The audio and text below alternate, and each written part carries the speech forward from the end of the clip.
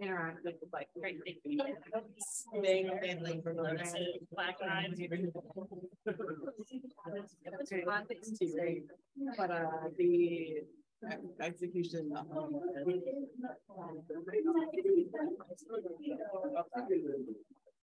Perhaps for creativity. I mean, understanding that clearly.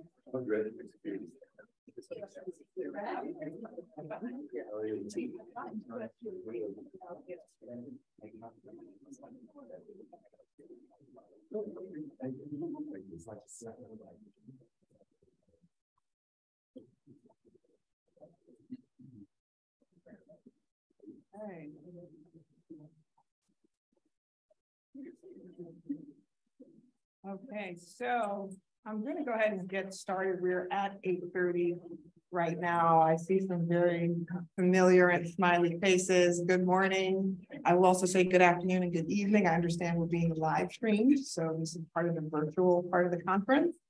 I want to thank everyone for joining the session, or at least our working session, on indicators entitled, How Do You Measure Success for Washington Healthcare Facilities? So for today, we are a large team of presenters and workshop facilitators from a variety of organizations, Desert Resource Institute, PATH, AMREF, Health Africa, World Roads University, World Vision, Healthitas, Transform International, the Emory Center for Global Safe WASH, and the many partners and steering committee members of the WASH Healthcare Facilities Initiative, some of whom are here with us, many of whom are unable to join us, but they are part of what we call the global community of practice for Washington Healthcare Facilities, which we'll tell you about a little bit later. For today, I'm going to get us started. My name is Joanne McGriff. I'm an assistant professor in the Department of Global Health at the Rollins School of Public Health, as well as a core faculty member at the Center for Global Safe Water, Sanitation, and Hygiene, also at Emory University. I have and work very closely with Lindsay Denny, who is also affiliated with Rollins School of Public Health as well as UNICEF.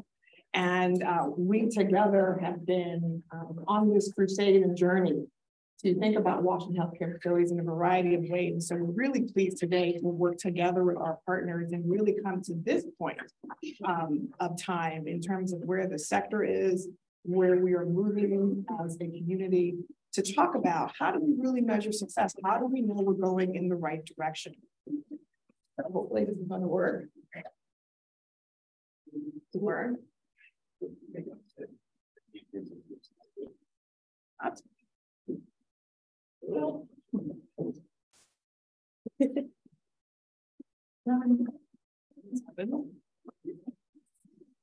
I'm good. Here with us.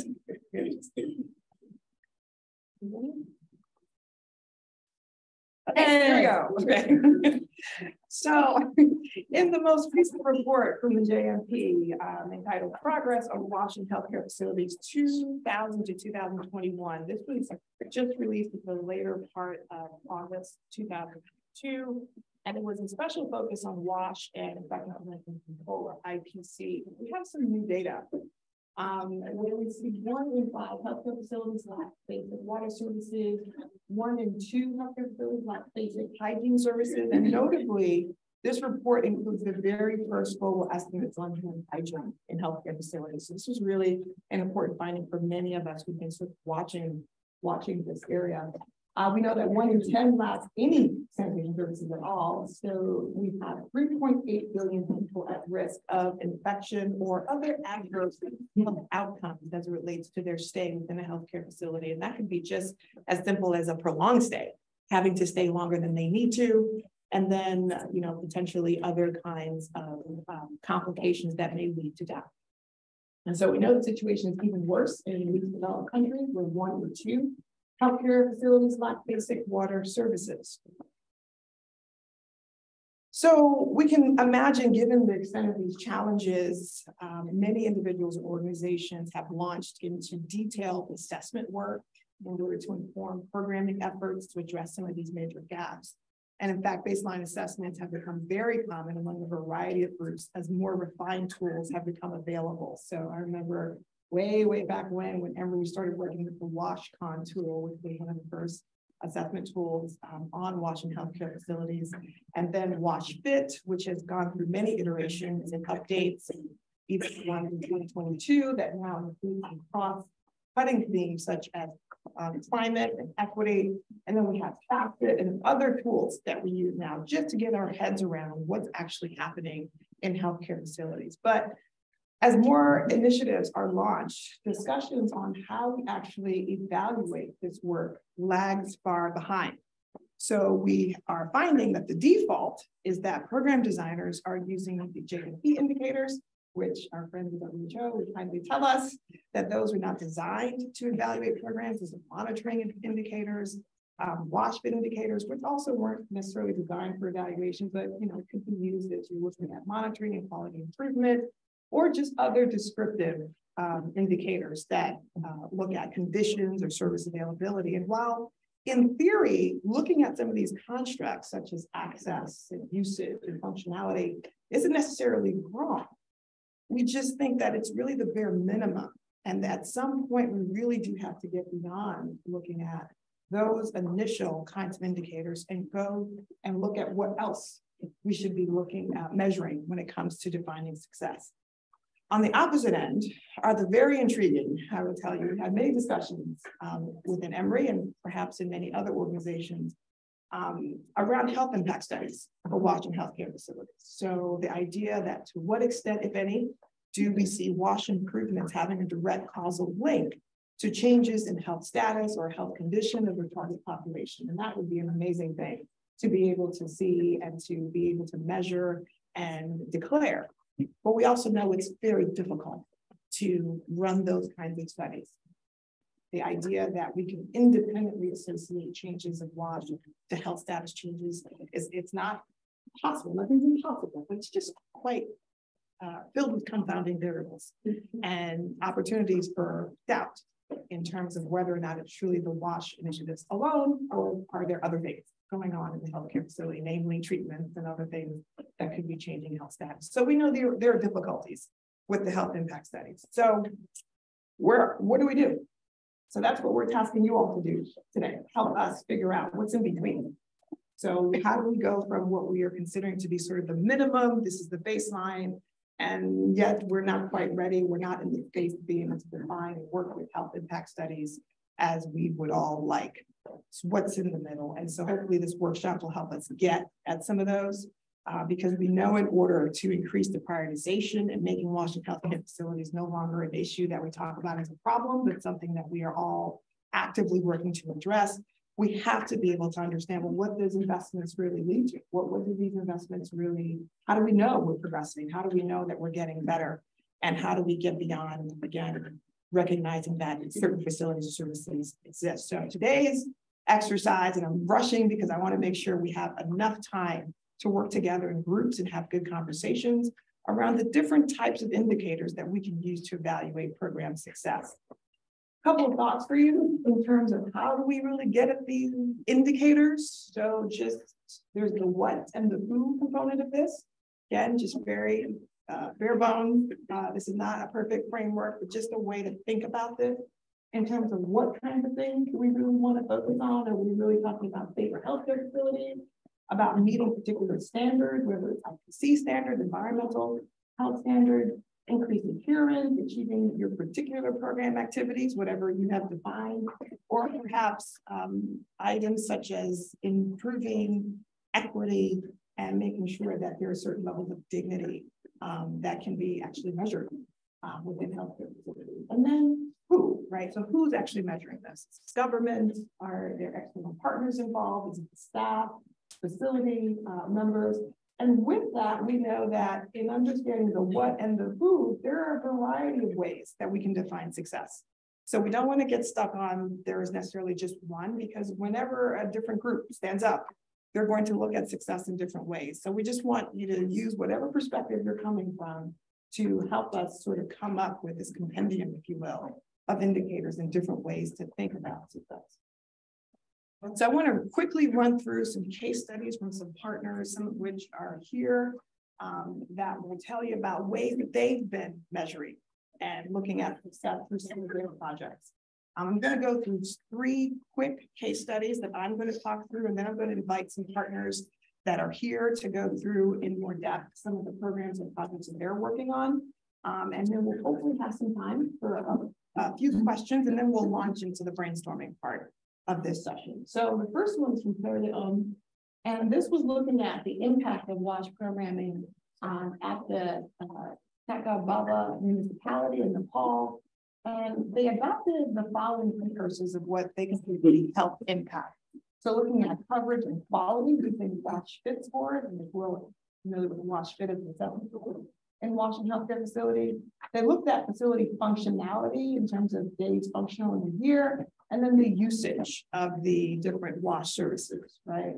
And how they came up with this was really based on the WHO minimum evaluation procedures and thinking about a results chain. So in the minds of those in Terra de Ohm, they felt that if the WASH facilities and services were there, available, they were actually functioning, they had some evidence of utilization, then there will be some sort of impact.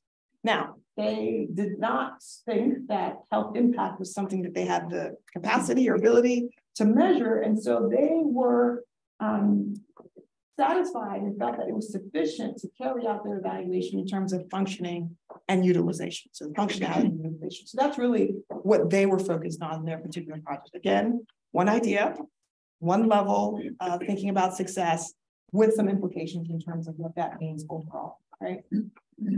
Another case study comes from our friend at CAP that we're looking at a disinfectant generator stream. This was a healthcare technology for Ghana and Uganda public health systems.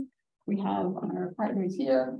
And really the guiding principle here was the idea that success really isn't just at the outcomes level, that there is a value chain upon which there are multiple places where we want to look at different indicators to understand if something is truly progressing, if there indeed is success.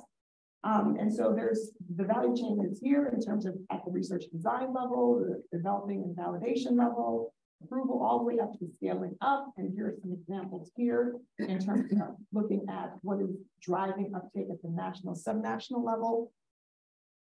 And then here was some particular outcomes that have worked out at the level of implementation as well as ultimately service outcomes. And here in implementation, these are some of the general indicator or areas of, that they were focused on: appropriateness of the technology, feasibility, acceptability, cost. And then there were further discussions that led to more of a refinement, well, not just regular cost, but what is really the reliability of the technology? What's the total cost of ownership, not just the cost perhaps at initial implementation, as well as some modeling of health impact. And then they also did look at eventually service outcomes in terms of efficiency, safety, effectiveness, equity, people-centered considerations. Adam, hopefully I covered the major parts of this. Again, these are just ideas, thoughts for us to all consider as we get into groups in terms of different ways to think about success and the principles that underlie your definitions of success. Case study 3 comes from AMREF, Health Africa in Uganda.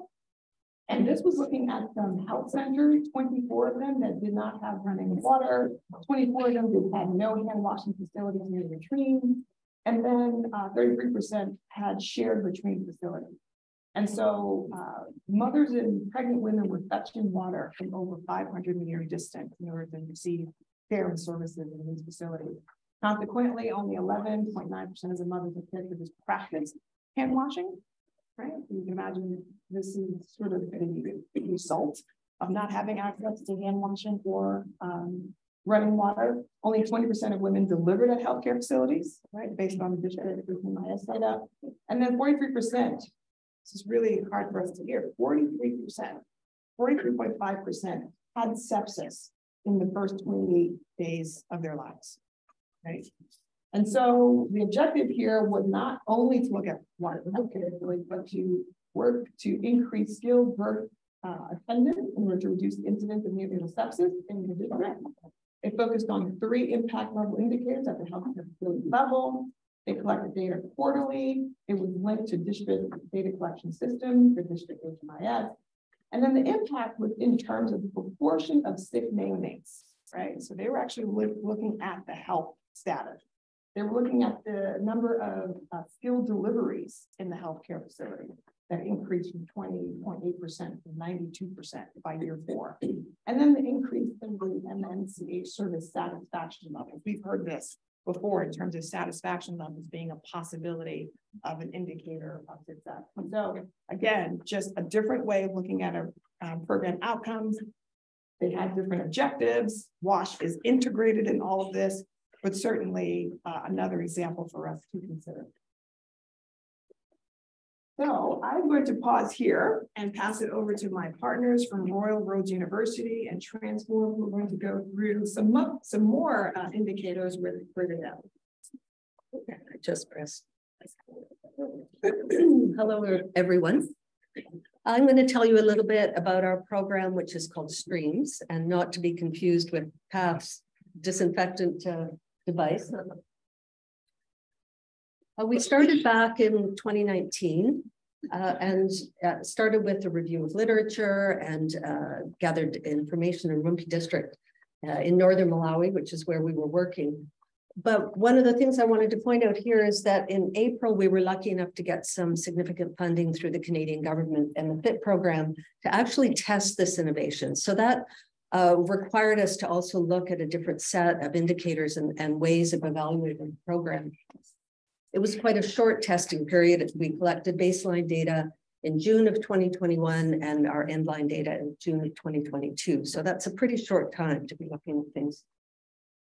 The kinds of things that we discovered when we were looking at the literature and looking at the situation on the ground were obviously gaps in infrastructure, insufficient training, lack of guidelines, job descriptions, that kind of thing. And we also looked to see where there had been successful innovations. And what we put together was an evolved kind of circuit rider program based on the circuit rider program that came out of the US some time ago, kind of mixed with supportive supervision, which also seemed to be effective. And we developed a program where there's a team of circuit riders. There's a technical one and a quality of care one. As you can see, the technical circuit rider obviously focuses mostly on infrastructure and building that local capacity to do basic maintenance. The quality of care circuit rider, they're all environmental health staff. So it's embedded in the health system and we view that as a kind of system strengthening, but they're focused more on behaviors. And then they work as a team, and each team is allocated 4 to 5 healthcare facilities that they'll visit monthly at least. So when we got this funding, we ended up having to be, our hand was forced in trying to figure out how we're actually going to measure the efficacy of this particular intervention. And initially, my background isn't actually from WASH. It is heavily into international development, but more into food systems and rural development and so on. So when Nancy came and started talking about it, I thought it was pretty straightforward. We've got an innovation, and the question is, how does it lead to improved WASH? But then you start digging into what improved WASH means and how to measure that, and it becomes very, very difficult. The other thing is that there's this real question around what it is that you are actually measuring, because that is really, really critical. But for us, it was whether this intervention works. And so we started to sort of brainstorm what it was that was this variable that we could identify at the end that says, this shows that this works definitively. And in the ideal world, sorry for not being, I'm not an MD. I'm a humble PhD. But really at the end of the day, you're looking for reduced germs. You're looking for viruses, bacteria, parasites, fungi. You're looking for these things to be reduced. We don't wash our hands just because. We do it because it leads to less germ transmission. We don't wash surfaces just because. Generally, we do it because we want to reduce the germs that are on those surfaces. And that was the ideal that we wanted to do. So you do things like swabbing and counts. There's a couple of posters last night, some technologies that were quite interesting, promising on this front. And it has very good pros to doing so. Objective, it's quite rigorous. If you do show a change, it's pretty highly meaningful. You can say with a high degree of confidence that yes, this innovation has worked, but it's very difficult to collect and analyze. and it lacks nuance. So if your program is, and our program is pretty dynamic, it's not one singular intervention, but rather a basket of interventions to change not just the systems, but also the behaviors of these facilities. So it lacks nuance. You can't tease out what is kind of working and what kind of isn't, and so on and so forth. You could do sort of the same thing with hospital-acquired infections, but it similarly has its challenges as well that are pretty hard to overcome. So in reality, we ended up trying to identify proxy indicators, and we have the technical circuit riders and the quality of care circuit riders, and we tried to break down exactly what it was that they were actually doing. So list that basket of interventions. And then we tried to come up with some proxy indicators for those things. So for technical circuit riders, just some examples, because these questionnaires ended up being very cumbersome. That's another potential challenge of this. But you have wash fit to identify the infrastructure. And that's pretty straightforward. You know, water is running or it's not. The toilets work or they don't. But you get into, and you can ask about questions about water disruption over time, because you can only do wash fit at certain intervals. Questions about waste separation, water quality test kit results, for example, to actually see if the quality of the water is there. For quality of care circuit riders, which is much more difficult because it's sort of behavior change. We did things like when they were trained, we would then do mini exams within the surveys to determine if their knowledge had actually increased. And the challenge with all of this is that increased knowledge doesn't automatically translate to better practice, but you know, it's a good step in the right direction. Patient perceptions of cleanliness. So you're asking a more neutral observer about the cleanliness of a facility rather than asking the staff, for example, who might be incentivized to say that they've done a really good job. Doctor-patient satisfaction, questions of patients if their caregiver washed their hands a few times. Another thing was that we could look at even the hand washing techniques. This was really, really difficult because yes, you can train them, good, but it doesn't mean that the germs have gone down. You can observe them. You can go in and do spot checks and just sort of stand in the background and observe them. Again, maybe they know that you're watching them and they don't actually necessarily, and they just sort of do the right thing at the right time. But do they do it on a day-to-day basis? So those are some of the challenges. And then the other thing is that you got to triangulate your information. And we ended up doing a whole number of ways of collecting data.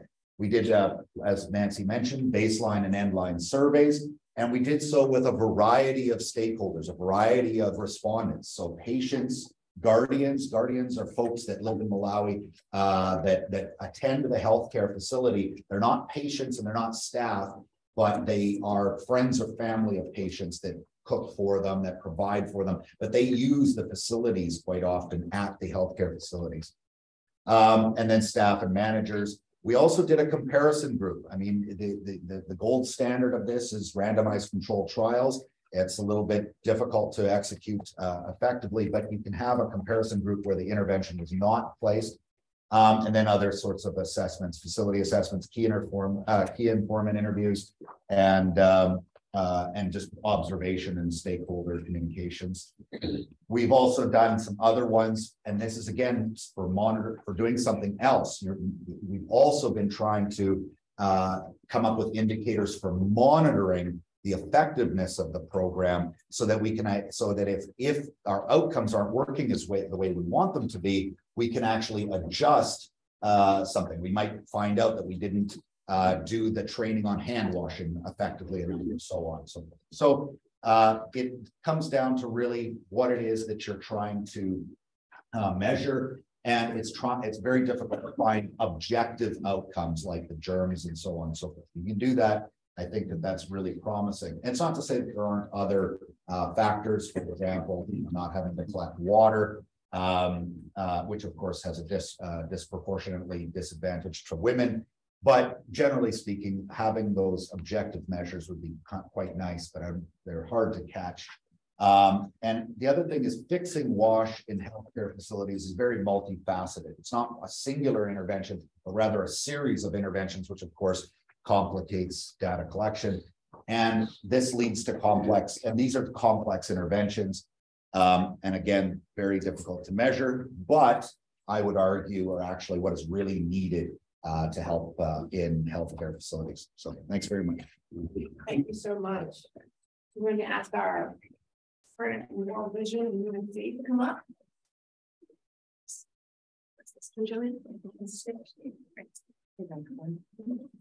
Great. Hi, everyone. I'm Haley Elling, along with Darcy Anderson. We're going to give a quick case study on a World Vision program that was done back in 2017. So the World Vision 14 country evaluation was actually conducted in collaboration with the Water Institute here at UNC.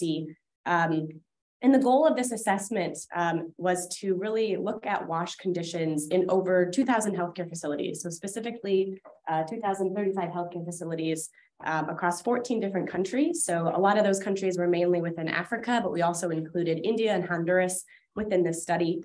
And we focus mainly on determining WASH service levels. So kind of what Joanne was saying at the beginning of this presentation, kind of a large WASH assessment. There were two kind of main program goals with this project. The first was just to establish a baseline on the state of WASH in healthcare facilities within across these 14 countries, mainly using the SDG indicators. And then a second goal was to really assess the status of WASH services in World Vision program areas versus non-World Vision program areas. And this was a really large comprehensive study that was done. And just kind of a note here that from this initial research, there were a lot of different studies that came out of this that looked a little bit more kind of beyond just the basic service levels, including a study that actually looked at, evaluating environmental conditions in maternity wards. And rather than kind of going into the nitty-gritty or results of these studies, I kind of linked them here. So if you have access to the PowerPoint later, you can kind of go through and look at those results. So again, focusing really on what are we measuring and how are we measuring it. As I said, it did look at the JMP, basic service level indicators on water, sanitation, and hygiene, waste management, and environmental cleaning. But then beyond that, we did look at facility functionality and water quality. I'll actually show the indicators in a minute just to kind of show how we did that. But specifically, looking at how the measuring and how the data was collected, the Water Institute, in collaboration with World Vision, did come up with a set of indicators for all the healthcare at the healthcare facility level, but for the different actors that were participating in monitoring and evaluation activities. Manuals were developed for both the enumerators and the supervisors. These manuals included a lot of information and data on how to go about asking questions related to the basic service levels, but also facility functionality, water quality, and how to go through doing and taking data collection. The surveys and manuals are also available online. They're actually public access, and really they were designed to kind of be shared as open access so that other people can kind of use them as considerations. And then lastly, the surveys were developed based on those monitoring and evaluation indicators that they were used and collected. All of that data was collected and analyzed through MWater. So looking mainly at the indicators, I kind of just took a subset of the indicators because there were quite a lot related to this project. Not only did this project look at WASH in healthcare facilities, but also looked at WASH in communities, WASH in schools. So I just pulled the indicators that were related just to WASH in healthcare facilities, but just a note here that all of the indicators related to other settings are also available and can be used too. But this first, table up here talks about just the indicators related to basic, water, sanitation, hygiene, waste management, basic environmental cleaning, with supplies for a clean delivery environment. And then also we had indicators related to facility characteristics. That's looking at the percentage of water systems functioning on the day of the visit. Water systems with reported failures in the past month, looking at mean sanitary inspection, scores for water systems, and then looking at systems with no detectable E. coli. We also looked at a couple other water quality indicators related to arsenic and fluoride and lead. And then lastly, looking at the mean sanitary inspection scores for latrines. So rather than kind of going into the results here, I just wanted to focus mainly on these indicators and share that, while this was used for this assessment, a lot of the studies that came out of this actually built upon this level of indicators. And so again, these are available upon the available online and can be seen there. I think Darcy's going to close this off. Yeah, so I wanted to chat. This is not a session on sampling, but I want to touch briefly on sampling because as we all know, in order for an indicator to be a good indicator, it must be feasible to measure. And a lot of the things that we're talking about today are simple on face to measure. Is your toilet functioning? But when you get to a health facility, it actually becomes much more complex. If there's a pit latrine with no slab that's collapsed and a pit latrine with a slab that's functional, do you count that? How do you count that? Do you count that as 50% of the latrines are functional, or do you count that as, yes, the facility has basic access? So by way of example here, many of the indicators that are assessed at the point of care. So for example, access to hygiene facilities. Do you measure it in every room? Do you measure it in a subset of rooms? You have to think about having a sampling plan at the level of the facility, as well as perhaps at the regional level where you're selecting individual facilities. So by example, the JMP indicator for basic hand hygiene is functional hand hygiene facilities with water and soap or alcohol-based hand rub are available at the point of care. Well, if the facility has more than one point of care, how do you measure that? If there's a station in the hallway between two rooms, how do you count that?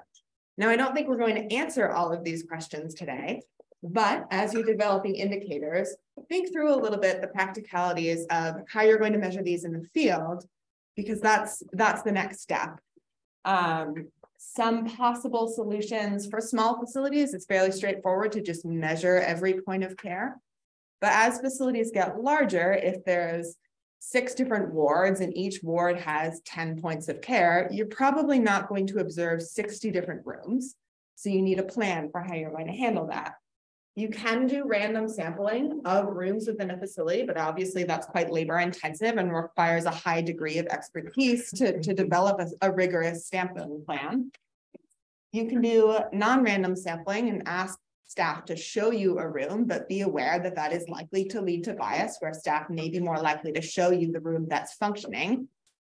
Or you can do purposive sampling of program areas of interest. So for example, if your program is targeting maternal and infant health outcomes, you could purposively sample, for example, the maternity ward, where you would expect to see the majority of the impact for your program. Again, this is not a session on sampling, but just keep in mind feasibility and practicality of applying the indicators in the field as you're actually developing them. So Joanne, I'll hand it back to you. Great, thank you so much, Dorothy. I'll ask our last presenter from Calvitas to come up.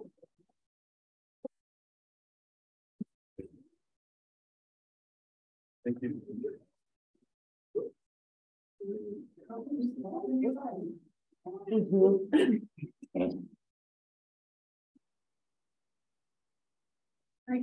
Sorry. Morning, everyone. I'm a WASH advisor at Calvitas and also with the Swiss Water and Sanitation Consortium. The consortium has 8 Swiss NGO members, and we're working on WASH in healthcare facilities and WASH in schools in 12 countries. What I'll be talking about this morning is a concept that we're coming up with for measuring people's experiences of the WASH service in their healthcare facilities. So, by memory of the slides, we are implementing for WASH in healthcare facilities, we're doing WASH fits. We are measuring the basic level indicators. These are the outcomes that we would like to see. And we see good progress on moving from no service to limited service to basic level service. These indicators are really helping to shift the discussion. At the national level, we're able to see that more people are talking about these indicators. One thing we really wanted to see is how can we, in fact, take a look at how the frontline health workers feel about the WASH services that they work with on a day-to-day basis. How do the patients feel about those WASH services? So we started a collaboration with Northwestern University and also researchers here at the University of North Carolina to see how we could come up with a scale for measuring these experiences. You see, our goal is definitely to improve the WASH services at a certain level, but at a higher level, we want to really shift the discussion on making investments. Countries are investing in WASH and healthcare facilities. And so this can be some compelling evidence that we can use to move in this direction. Thanks, Lindsay.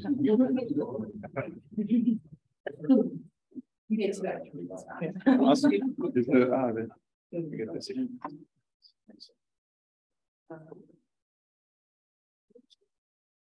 Okay, so this is just what I introduced. We are moving in a certain direction about improving levels on service level indicators. This is just a snapshot of our measures from April 2020 to December 2021. This is largely based on infrastructure that we put into place. Some practices are happening with relation to waste management and with hand hygiene. But again, this is very much infrastructure-wise, it's very much at the level of the healthcare facility. So we ask ourselves, what is it meaning in the experience of these frontline healthcare workers? And here on the right, you see that there is a hand hygiene station at a point of care. There is a piped water system that was functional. It's no longer functional.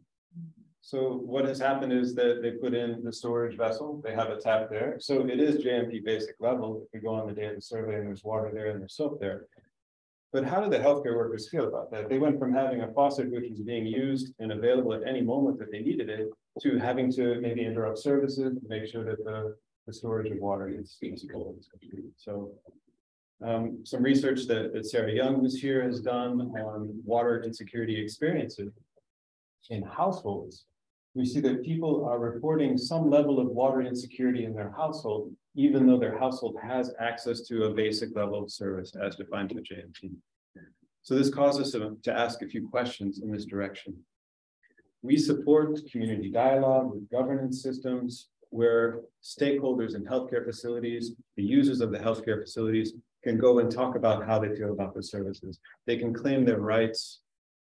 They can have a dialogue with the decision makers to get certain projects budgeted for the future. This is great. It happens on a very small scale. It happens, maybe we can do it in a couple hundred healthcare facilities and schools in a few different countries. So we were wondering, what if we have a tool to quantify such experiences at scale? And then we can understand how these people are actually experiencing and feeling about their experiences. And this can become a powerful advocacy tool to move for investments. So we're just at the very start of this conceptual, but we're not building on nothing. I mean, there's something which is happening. You may have heard of the HWISE scales. There was a creation of water insecurity experience scales led by Northwestern University.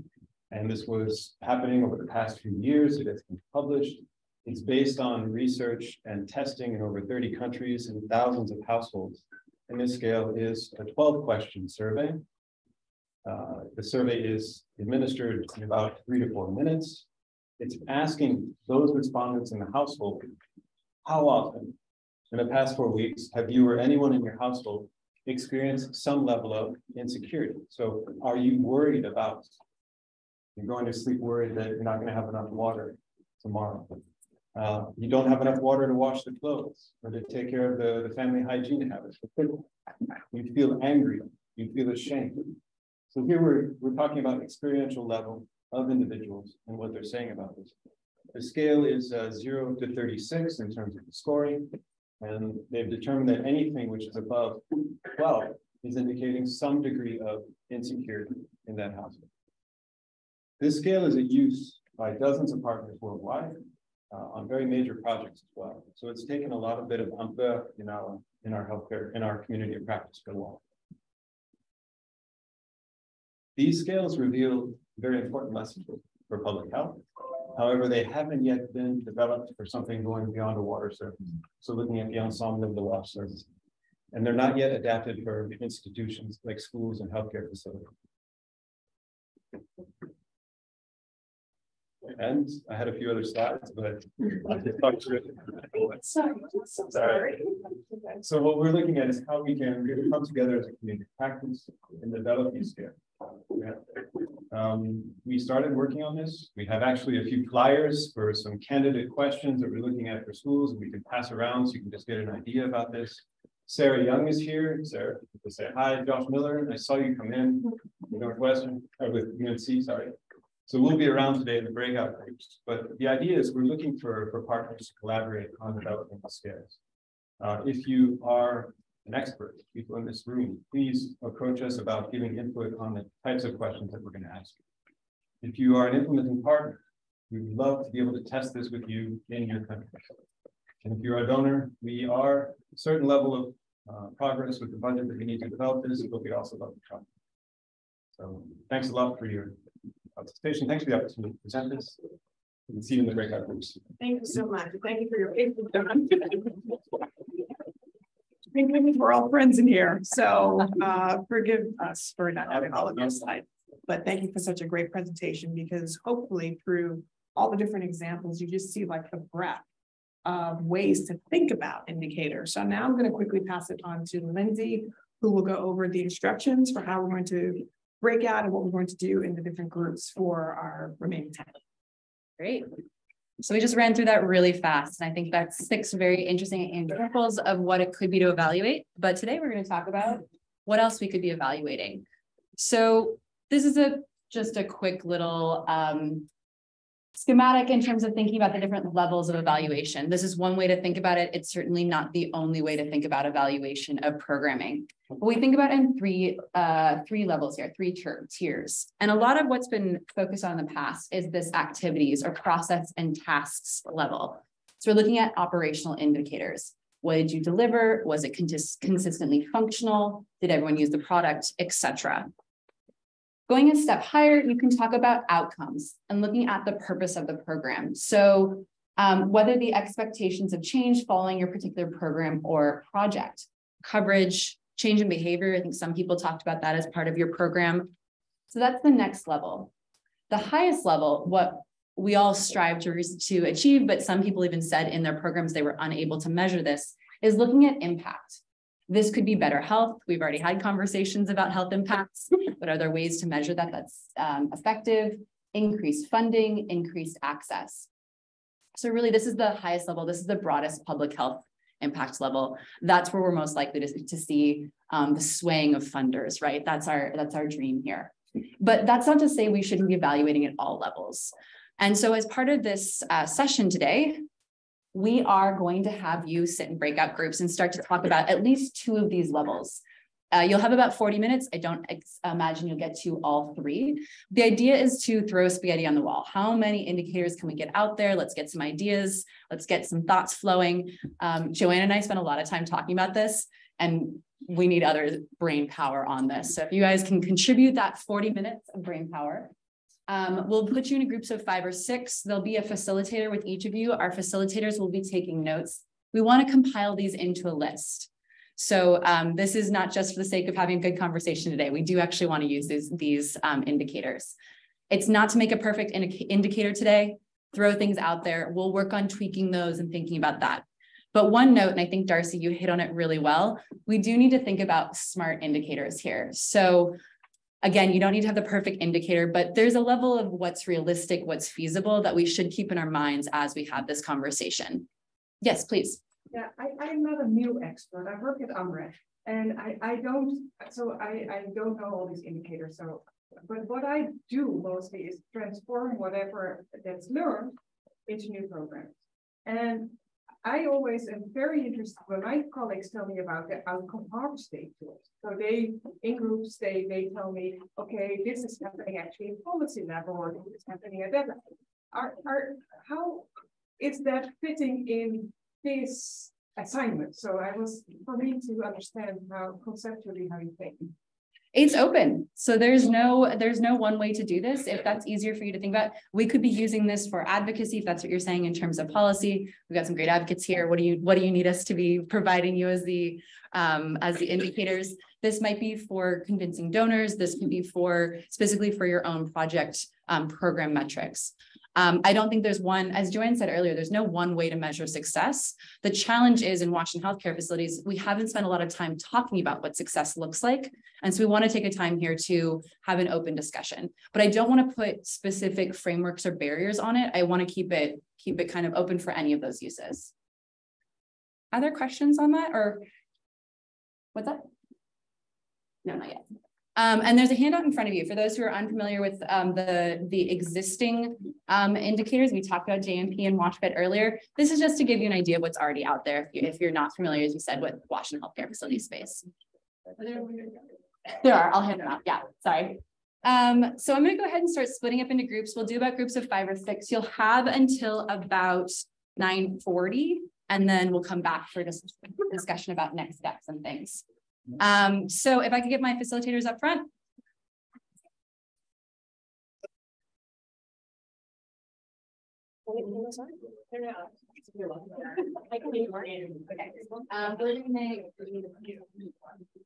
You guys will make a group, and Sean will be your facilitator.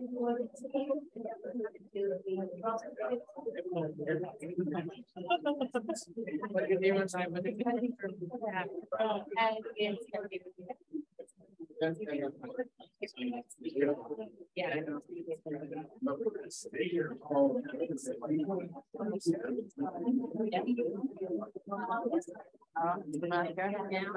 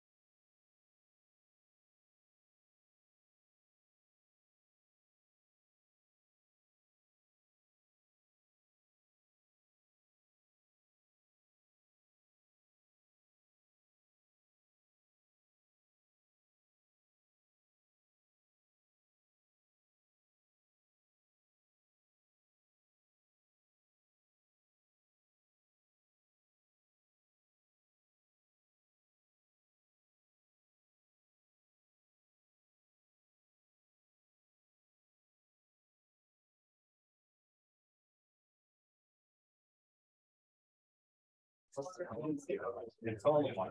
Oh, well, they're already. Maybe it's all on the whatever it is. But there's the integration manager of that. We're able to follow up and look at things. We help you. 30 months. See that. Sustainability. Now. Oh, okay, everyone, just a timing, 15 more minutes. So if you haven't considered another level, you have 15 more minutes.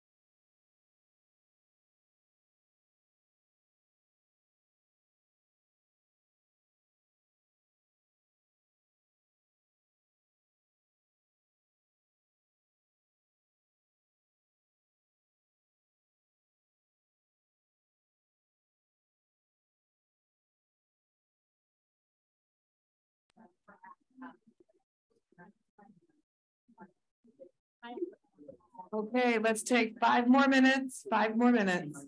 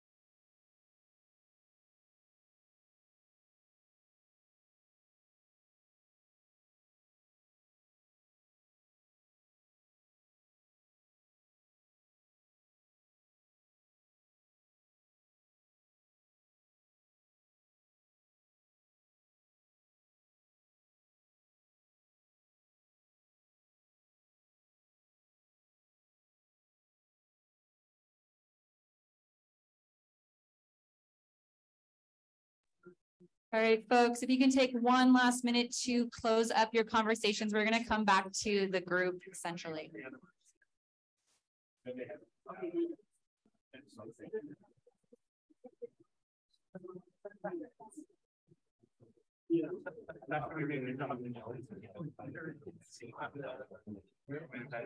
She did say.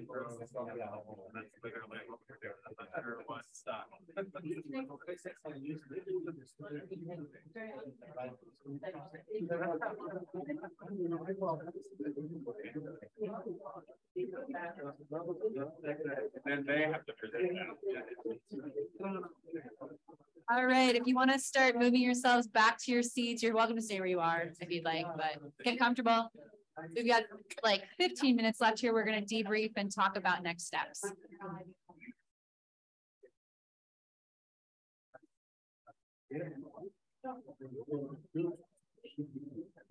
I hope you all had great discussions. It looked like there's active conversation going on.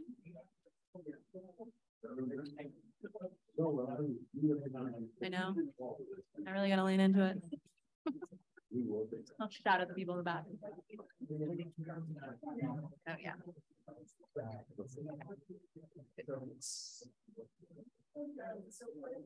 Wonderful. All right. I hope you guys had great conversations. So I'm going to go around the room and we are going to have a representative from each group just give like 1 or 2 indicators that you guys discuss or, you know, a theme of your discussion to talk about this. So Nancy, I'll start with your group over here. There's a couple of this. Let's see if I can. I don't know. It appears. A lot of technology at this conference. Can you hear me? Ooh, that's nice. Thank you. Our group talked about, well, a number of things, but I'll mention 2. One was financing, and we don't really have a proper indicator, but It's nice. Themes are great. Financing, is there money? How difficult is it to access? How frequently, you know, might it be available? Is there some kind of allocation for WASH? So that kind of bucket. And another bucket that we wanted to mention is the facility incentivized to improve? So what, you know, the leadership, an active WASH or IPC team, like, you know, what's the motivation and level of engagement? Yeah, love that. Yeah, Sean, I agree. Okay. You want to try, John? You shouldn't. Okay. We talked about budget as well, but one of the other things that we talked about, well, we talked about quite a few actually, but basically the idea that WASH in healthcare facilities is embedded in policy, and this can go from the national to the regional governments, and even at the facility itself. So somebody who is a champion for or responsible for WASH in healthcare facilities, so that there's sort of this ongoing iterative improvement is something that we sort of talked about. But again, it's something that can exist at various levels if there's policies at the facility level. And there was actually talk about not just on a day-to-day basis, but and this might be a little granular, but even for post-exogenous shock system. So if there's in the spirit of the starting to include gender and climate change, because there's, I think, a lot of questions around how climate change fits into this. That might be one. Is there policies to ensure that WASH continues after a flood or something like that happens at a rural clinic? We talked about how hard it is to think about climate resiliency and what it means. All right, where's my other facilitators? Darcy. Yeah, I don't know if we nailed down specific indicators as such, but a couple of key themes that we touched on. We touched on self-efficacy of healthcare workers and their feelings of their capacity to engage in health behaviors such as washing hands as maybe a single indicator that could encompass some of the activity level factors of, is the infrastructure functional and did you receive training to cut down on the burden of data collection for busy health workers. And we also touched on experiences of patients. So did mothers feel satisfied with care? Did they feel that their visit at the facility enabled them to bathe with dignity? And looking at those perceived experiences as a single indicator that was able to encompass a number of different constructs. Thanks, Joe. We also talked about resilience in the face of pandemics or extreme climate events. We kind of focus most of the discussion on the presence of disinfectant and reordering, resupply of disinfectant. What is the process of reordering these supplies, and could this be a proxy for actually cleaning happening? So we have soap as a proxy for the hand hygiene behavior. So maybe to look at this.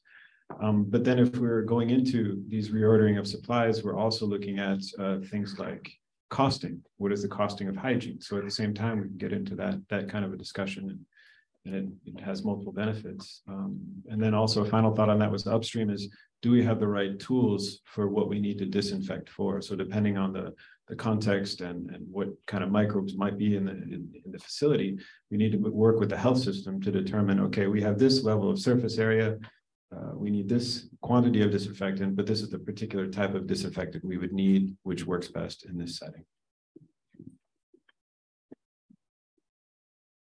Great. We got Haley, we got Adam, and then Rick, I'm going to call on you. Sorry for our group. No one can hear me. So I had an amazing group who solved everything. And, no, we touched on a lot of the same things. The organizational culture, so looking at leadership, accountability came up. It was really interesting. And then the patient experience, so looking at why patients select certain facilities to either deliver or attend versus others, and is there any correlation with wash service improvements as a causal factor for that selection?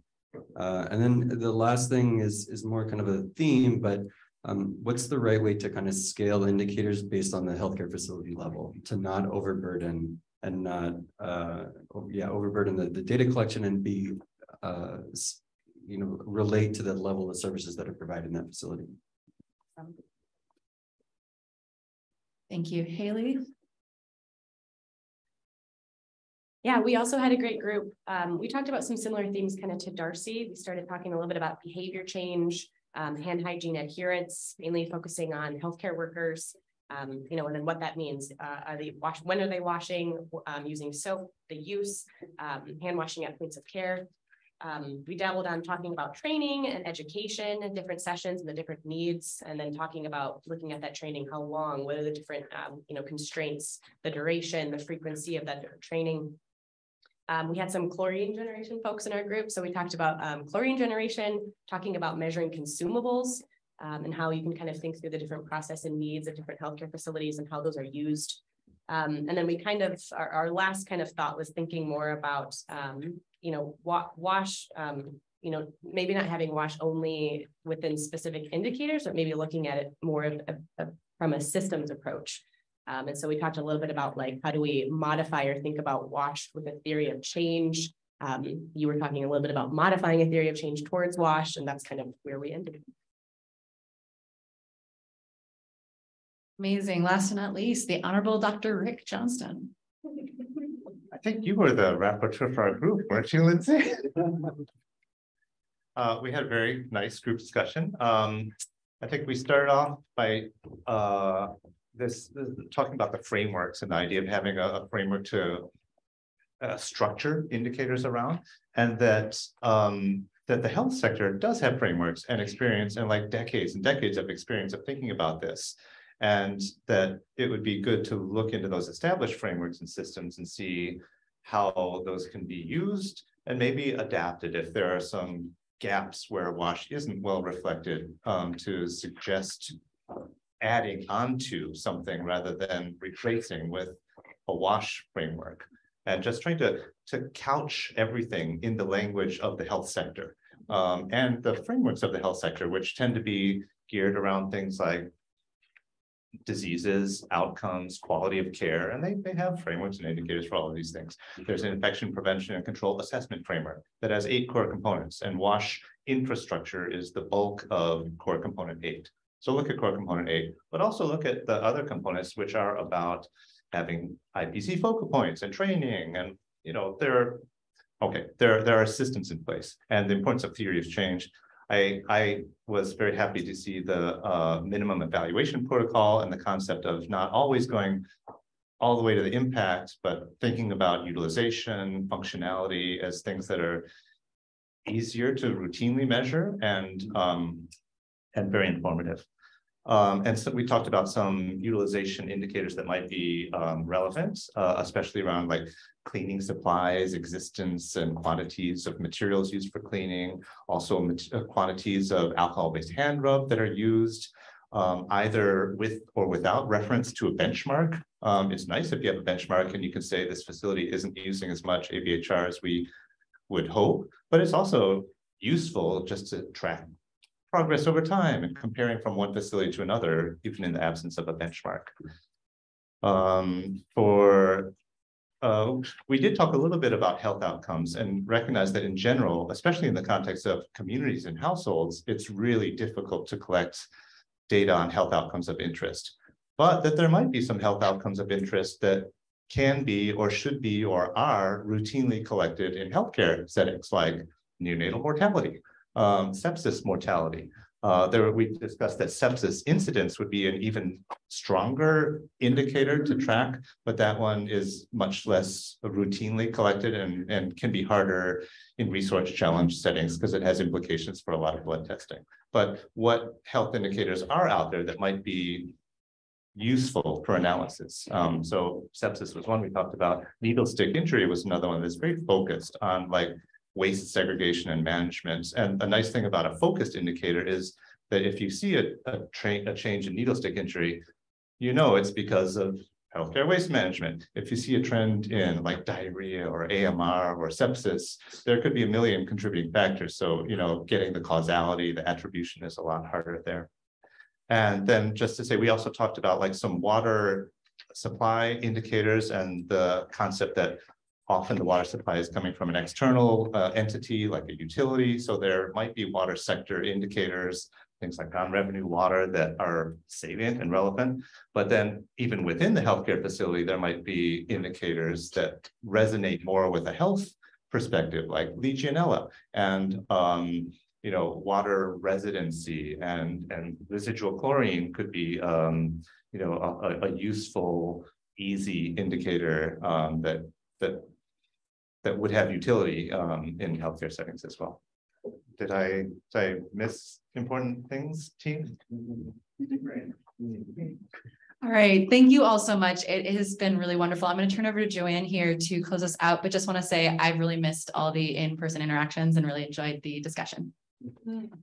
Great, so we've come almost to the end of time, but before we do so, wanted to, I think this one is better, share with you that we'd like to continue this conversation. So as I mentioned earlier, we do host a community of practice that meets basically bi-monthly.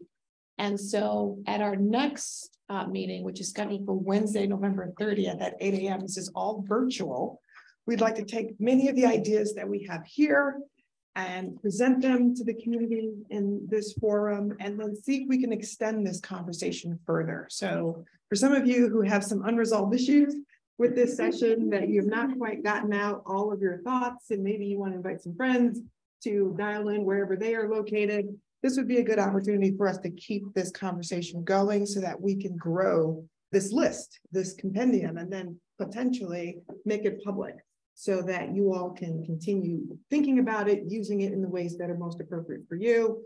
Just want to remind you, if you don't already know, the WASH and Healthcare Facilities Initiative is that community of practice where we gather to connect, share, and encourage different stakeholders and partners to act as relates to WASH and healthcare facilities, whether that's action in your research, action in implementation, action in advocacy, whatever space you occupy to move forward to help address some of these major issues.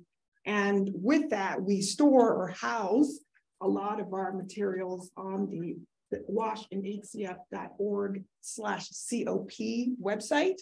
So this is basically the WHO UNICEF website. If you go to the community of practice dropdown, You'll find us and find all the previous sessions with all of the PowerPoints and audios, and we have them translated into French and Spanish, and we will have French and Spanish translation services for this next session in November. So again, if you have partners that can use that service and want to participate, let them know that that will be available, and we'll be able to take some of their ideas as well during that session. And again, if you've not already signed up, please go ahead to the COP website and join the listserv, because that's where we send all the announcements about these different sessions. Our newsletter, which is also pretty much bi-monthly, maybe, yeah, monthly.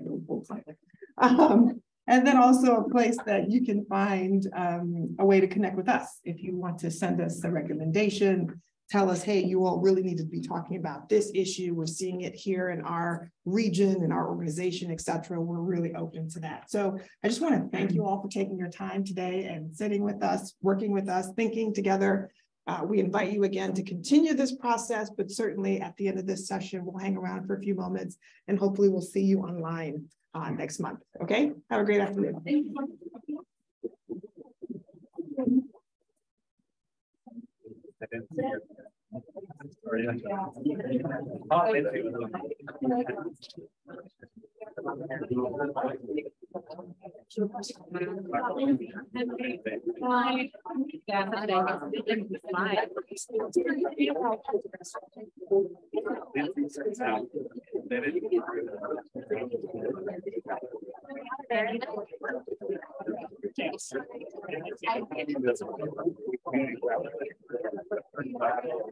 That's